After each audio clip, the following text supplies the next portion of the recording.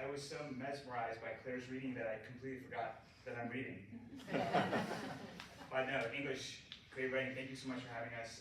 Thank you especially for thinking that I could hold my own against these two amazing heroes of mine. I just really appreciate being here, and I'm just relishing and cherishing every moment of it, so thank you so much.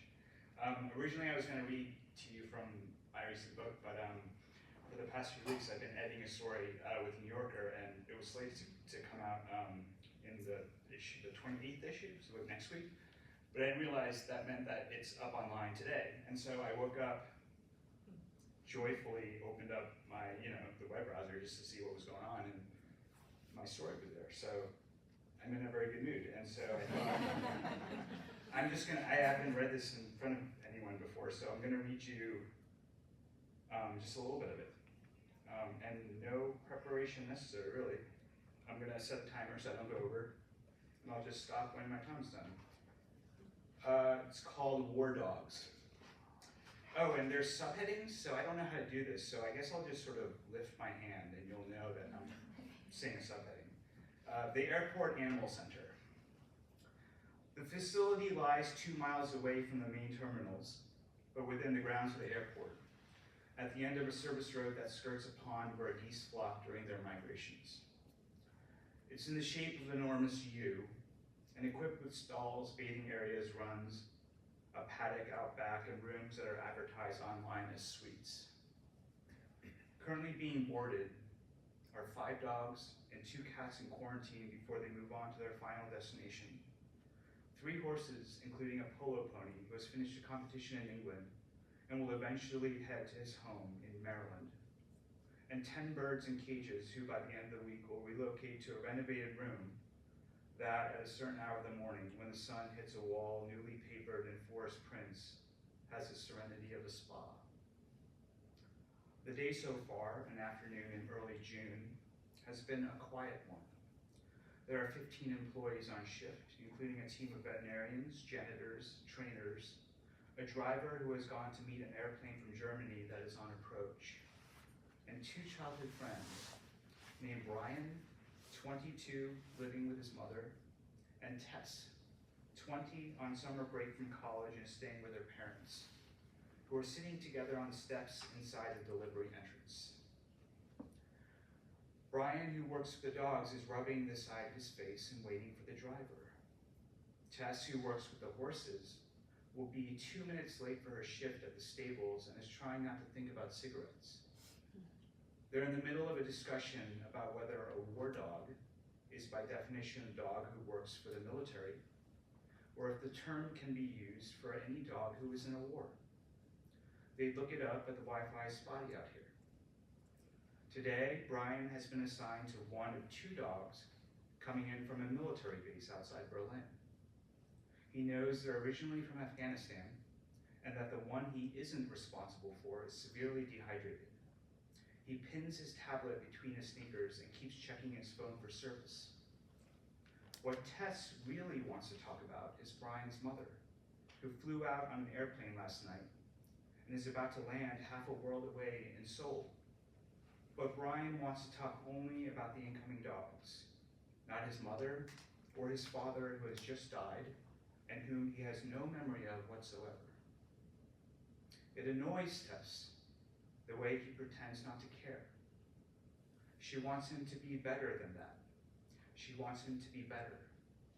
Suddenly, all this week, every little thing he does doesn't seem good enough.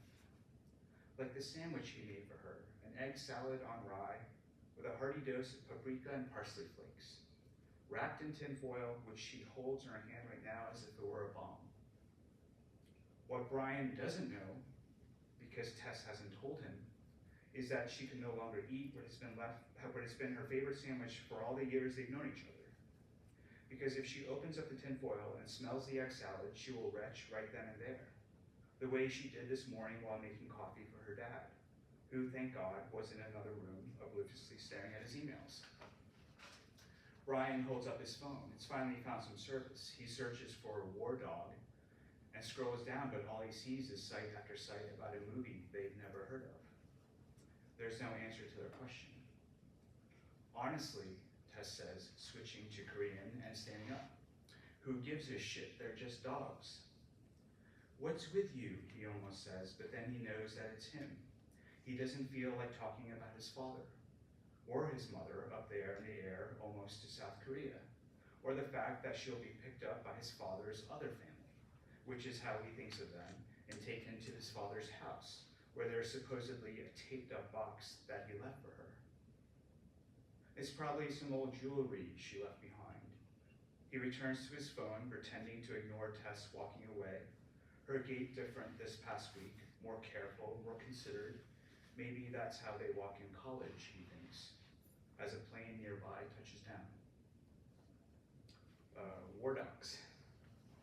They've been in the air for 7 hours, though that's only today. The dogs have been traveling for days. They're brother and sister, and they're both mixed breeds. Maybe some shepherd in there, or something more compact like a Malinois, with a little bit of the laziness of a Labrador and the light-footedness of a Jinto. They're 5 years old, 50 pounds, give or take a few, each with pointy ears, and the sister with a pale streak of fur across her chest. They're in crates with no view out the sides, only the front and the back, though the brother has taken comfort in knowing that his sister is in a crate beside him. He can hear her breathing. Even in her fatigue and sickness, she is breathing, and he focuses on that while the belly of whatever they're in shakes, as though the whole world is shaking and screams more awful than an animal screaming, and whirs, and then a light comes on, and suddenly a door is being lowered and men appear silhouetted. He squints in the sunlight. There's a blast of air as his crate is lifted. His sister's crate is lifted, and they're both carried outside to a truck, where briefly, as he senses the motion of a man's arm, and hears the hum of electricity, and smells sweat, fuel, concrete, soil, and a bird carcass near water, the crate he's in swings high up, like that child he once saw on a swing set on the television, and he catches the blue of the sky that is not the blue of the sky he knows. The escalator. Roughly 6,900 miles west of the airport and 36,000 feet above sea level, the flight to Seoul is about to begin its descent. Near the back sits Brian's mother, who has been woken by her road neighbor, a boy who is climbing over her to use the bathroom before the seatbelt light comes on. He says sorry in Korean and keeps going, hopping over her in his sweats in a way that causes Mary. She has gone by Mary for so long in New York that it is her only name, to miss being young. She drifted off because she hasn't been sleeping. She hasn't been sleeping because in her sleep she's been having the same dream about her late ex-husband almost every night since she heard. In the dream, after he collapses in the way she imagines he must have collapsed, he gets up and continues riding the escalator in the shopping mall, where he was a security guard. In the dream, Mary waits for him at the top, barefoot, in a new dress she's bought, and when he eventually appears, she asks flirtatiously if he can help her with the zipper. It's a ridiculous dream, but she keeps dreaming it. Every time she shuts her eyes, and when she opens them, she thinks about what really happened, which is that he collapsed right there on the mall escalator, heading to a higher floor. He collapsed and slid down a little on the steps. She thinks about how no one helped him right away, only moved aside, afraid that he was sick and contagious until his shirt got caught at the top and his neck almost broke. She had not seen him in almost 2 decades since she immigrated to New York, taking young Brian with her. She hadn't even known until recently what he did for work, what his days were like, where he lived, whether in a city or in the countryside. She knew that he had remarried, and he and his wife had a daughter. Mary hadn't even been sure if the girl knew of Mary's existence. But then, just over a month ago, the girl called the apartment in Jackson Heights, where Mary has been living ever since she arrived in New York. She was surprised at the ease with which they slipped into conversation. The girl's voice was steady, patient. She said someone at the local church had known Mary's parents and knew where she lived. She said that her dad has sometimes spoken about Mary. And when Mary asked about what, the girl didn't respond. She then told Mary about the box they had found in a drawer in the nightstand, a small box, one that could hold a mug, but they didn't think it was a mug. It was taped up and had Mary's Korean name on it. They hadn't opened it. The girl asked what they should do with it, whether they could send it to her, and Mary hesitated. And they stayed that way for a while, not uncomfortably, each of them silent and holding a phone at opposite ends of the world. The girl was calling from outside because she could no longer stand being inside. And Mary sat beside the half-moon-shaped table in her kitchenette, the wall covered with old crayon drawings while water boiled in a pot. It was at the same table a week later that Mary told Brian about her decision to go. Brian had just come home from 8 hours at the airport. Mary had watched Tess drop him off, wondering if she was going to come up. It wasn't even a trip Mary could afford, but she was going to ask the Korean barbecue restaurant where she worked if she could take on a few extra shifts and then go. She was going to meet her ex-husband's family, and she was going to pick up the box with her name on it and maybe visit her old neighborhood for a night. That's fucked up, was Brian's response as he sat down. And before Mary understood what was happening in her body, she had leaned over and slapped him, hand flat and tight. She held her breath. She had never done that before. Her hand began to shake as her mind wandered. Whether her son would remember this moment forever, what her ex-husband's favorite store was at that shopping mall, whether there was a girl behind a counter he had a crush on, what could possibly be in that box. Yeah, Mary said and lit a cigarette. It's all fucked up, yeah. Brian rubbed his face. And then, to her surprise, he burst out laughing, because he always thought it was funny when his mom cursed in English. In the forest. He's an Argentine polo pony, a bay 15 hands tall, all muscle with a sleek coat. He doesn't mind the heat, can compete longer than most horses, and has a temper that can flare on occasion if a stranger is handling him. He's been here a dozen times, enough for the place to stay in his mind. The way the dirt from the grounds he played on is still on one hoof, so that when he leans down to smell, he can picture the far hills of wherever he had been. Ramsey, the polo pony, is in the middle stall of the Airport Animal Center stable, on the left side of the U-shaped facility. He is waiting for hay to be brought and his water to be refilled, when he understands that something has happened to his vision, but he is unsure what exactly this might be. It's like a narrowing, like the stall walls have thickened and the ceiling is lowered, and the light is dimmed. He wonders at first if there's a fly mask on him that he's forgotten about. But as he shakes his head, he knows his face is uncovered.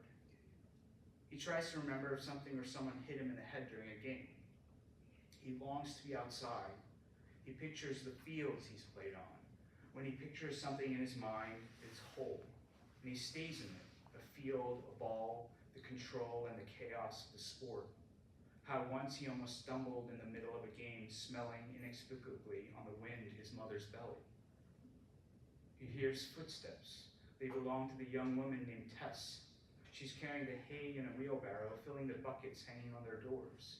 He can see her only when she is very close, and in his frustration, he calls to her, not realizing that she is already there reaching out to calm him. Tess is certain that he is hungry and bored. This horse who has passed through here so many times, she wonders whether he has grown tired of the travel. She doesn't expect him to be so startled when she touches the space between his eyes, but he jerks away and she looks down, wondering if something is in her palm. Ramsey, you brat, she says, and blows him a kiss, and heads out, intending to fetch more water for the 3 horses. Instead, Tess finds herself in the room that has just been wallpapered, the one that will soon be the new bird room, though no one is working there today. She has begun to go there when no one is around, to sit on a stool in the middle of the room and stare at the trees on the walls. Stare so long it is like she is walking into the forest, a thought that calms her, the trees and the sunlight on the trees. It's like there are no airplanes passing overhead. She shouldn't have snapped at Brian, or said what she said about the dogs, or thrown away untouched the sandwich he'd made for her. She shouldn't have done this and that. She misses the 2 of them from a week ago, before she discovered why she was throwing up. A stark line has formed between the before and the now, and she doesn't know what to do about it. And I'm going to stop there.